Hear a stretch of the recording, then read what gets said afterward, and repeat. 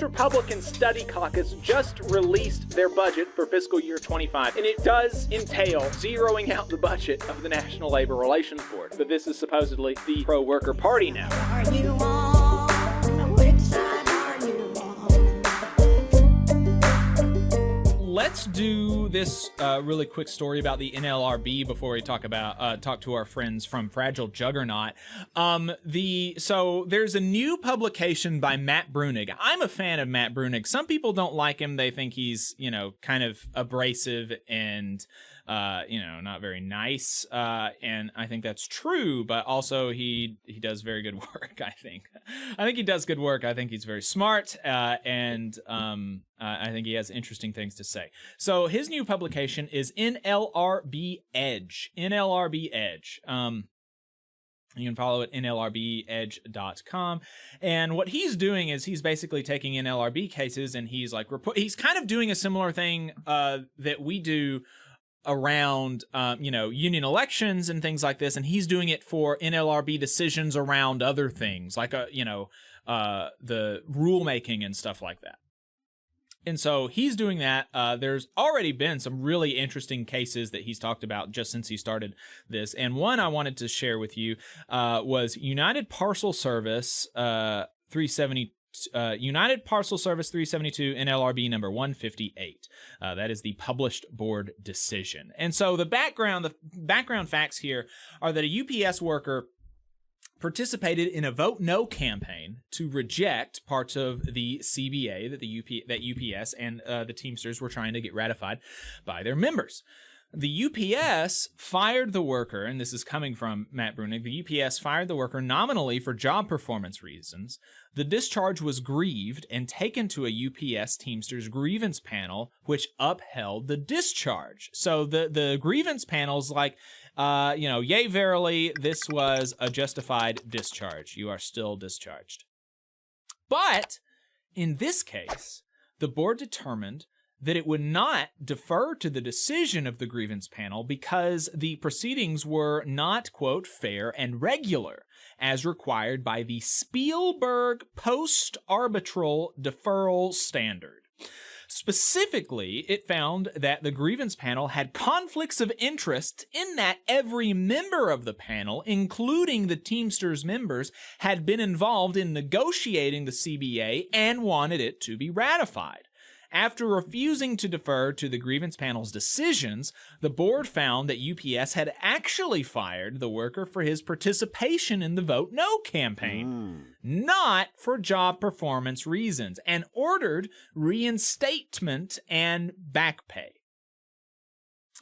4 months after he was fired, the worker posted disparaging things on Facebook about his managers. UPS tried to argue that this post-discharge conduct made him ineligible for reinstatement. The standard for evaluating that is whether the misconduct is so flagrant as to render the worker unfit for further service or a threat to efficiency in the plant. The statements were not deemed to be that flagrant, and so reinstatement was deemed appropriate. And so there you go. That's the facts of the case. And here's some analysis and some more context. So he said that, the standard for whether those, post-discharge statements make you ineligible are more lenient than the standard for statements that you make as an employee, which I think, kind of intuitively makes sense. If you've been discharged, you're no longer kind of theoretically under the restrictions of your former boss, right? So it's a lot more lenient. Yeah, you would certainly hope so. Right. Yeah.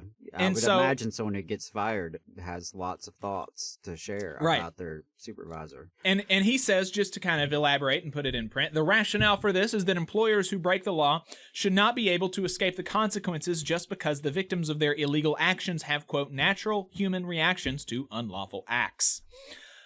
Hey, 5 seconds, just wanted to say that this is only possible because of our donors. If you want to see more of this, then consider donating yourself at tvlr.fm/donate. So therefore, it is understandable that someone fired for engaging in protected activity might get mad and say stuff like that. The board is not going to allow an employer to provoke a worker by illegally firing them and then point to the reaction of the provoked employee to argue they don't have to reinstate them. So that's a really good decision. And basically what happened is the NLRB defended workers' rights to call their employer a knuckle-dragger in certain cases if you've been discharged. And so that was one of the statements in question. The others, Atkinson, the discharged employee, now reinstated, called the supervisor, quote, a knuckle-dragger who, quote, sounds like he's chewing on cotton balls and marbles when he speaks. And he described another manager as sitting in a dainty and effeminate way and speculated that this manager had erectile dysfunction. So, you know, maybe not politically correct stuff, but you have a right to say politically incorrect things about your employer if you have been provoked by illegal action against you, says the NLRB. So, yeah, amusing decision, correct decision, and good. And, folks, it's correct decisions like that is why the House Republicans have decided they want to zero out the budget for the NLRB. Yes. Jeez, I know that's a whole nother can of worms. Yeah, that's a whole nother can of worms. Yeah, but it's absolutely decisions like that are one of the reasons that they do want to zero. And that's a factual statement. The House Republican Study Caucus just released their budget for fiscal year 25, and it does entail zeroing out the budget of the National Labor Relations Board, right? But this is supposedly the pro-worker party now. The working class party wants to defund in total the National Labor Relations Board. Absolutely wild. We're going to have to spend a lot of time dissecting that budget, but, you know, it does that in part. It calls for huge cuts to OSHA and MSHA and the EPA. It calls for cuts to Social Security and Medicare. You know, it's one, and you know, but it's just another year, and it's basically the exact same budget that they've been putting out every single year. And we're still going to have Republican commentators and conservative commentators who tell you that, no, Republicans are never going to cut Social Security, as the Republican Study Caucus, which counts as its members 70% of Republicans in the House, has endorsed cutting Social Security. These people are still going to tell you not to believe your lying eyes and not to believe that Republicans want to cut Social Security. It's absolutely crazy that they have the gall to say that. It's Looney Tunes. And one of those people that do that is Cameron Smith for AL.com. He's one of these, you know, reasonable conservative types. And he wrote an article last year that I wrote a response article to him, and we kind of feuded back and forth in AL.com about it.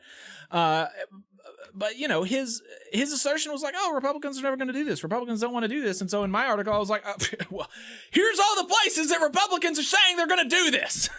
And he's just like, I don't know what you're talking about, man.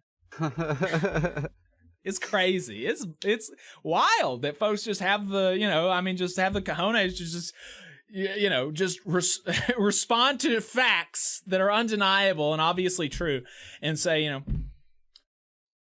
I don't know what you're talking about. Well, yeah, see, that's where you're limiting yourself. You limit yourself by the confines of material reality. Right. That's what you get for being a materialist. Right. Some people not bound by all that. Concepts like truth and facts and such. Oh, why God. bother, right? Yep. That's true. It would make, you know, it would make arguing for things a lot easier if you could just make up stuff. Yeah, and if you like didn't expect to have any logic, right. Like you don't expect to actually have to be able to prove anything, just make stuff up. Yeah. And they pay people to do that, apparently. Right. They pay so many people to do that. One of the most absurd things that I tell people is that Huntsville, a mid-sized municipality, I think generously, a mid-sized municipality in the context of the United States, has three, count them, 1, 2, 3, full-time conservative radio hosts that are paid like a full-time salary to yell on the radio about this stuff. 3 full-time. It's crazy. Absolutely Looney Tunes.